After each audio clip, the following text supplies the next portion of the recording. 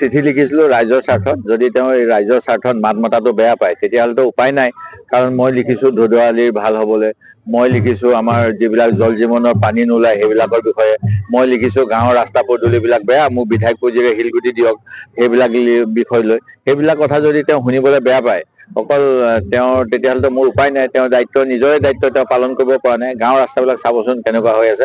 অকল মোৰ সমষ্টি নহয়, মই আজি ৰাতিপুৱাই দেখা পাইছো শদিয়া, মৰিয়নি, যোৰহাট, ঢকুৱাখানা বা আপোনাৰ লখিমপুৰ, প্ৰতিটো সমষ্টিতে গাঁৱৰ ৰাইজৰ দুৰ্দশা হৈ আছে বাট পথৰ বাবে।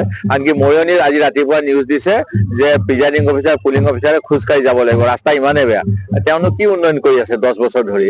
সেই গতিকে মইতো চিঠি লিখিবই লাগিব, এইবিলাক অন ৰেকৰ্ড থাকিব লাগিব। এনেকুৱা হ'ব নোৱাৰিব যে হিমন্তক ভয় কৰে আৰু সেইকাৰণে কোনেও চিঠি লিখা নাছিল, কোনেও প্ৰতিবাদ কৰা নাছিল।